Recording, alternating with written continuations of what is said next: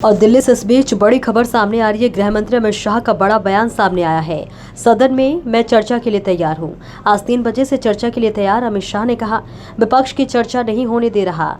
इसके साथ ही विपक्ष ही चर्चा नहीं होने दे रहा। अमित शाह ने ये बड़ा बयान दिया, जनता तय करे कि कौन भाग रहा। विपक्ष लगातार नीट पेपर लीक और जंतर मंतर पर छात्रों के प्रदर्शन के दौरान हुए लाठीचार्ज को लेकर केंद्रीय गृह मंत्री अमित शाह से जवाब की मांग कर रहा था।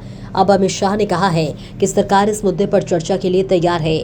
अमित शाह ने कहा सरकार हर चीज पर चर्चा के लिए तैयार है, विपक्ष संसद को चलने दे। उन्होंने विपक्ष से कहा कि वे दोपहर 2 बजे तक स्पीकर को चर्चा के लिए पत्र दे।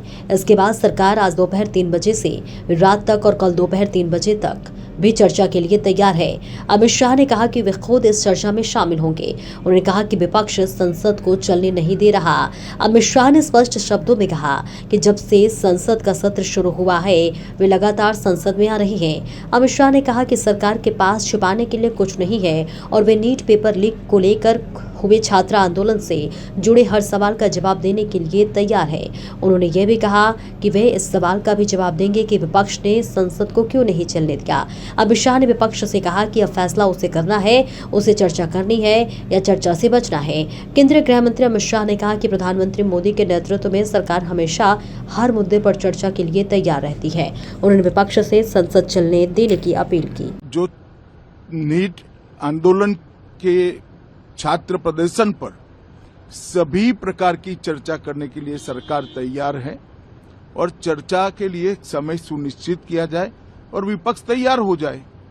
पहले तो ये यही मांग कर रहे थे, हमने हाँ बोल दिया। मेरी ओर से भी मैंने कह दिया है कि मैं किसी भी सवाल का जवाब देने के लिए संसद में तैयार हूं, मगर वो चर्चा ही नहीं होने देना चाहते।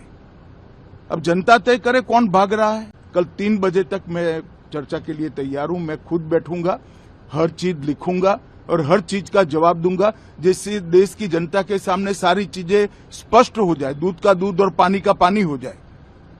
अब विपक्ष ने तय करना है कि उनको चर्चा करनी है या हंगामा करना है।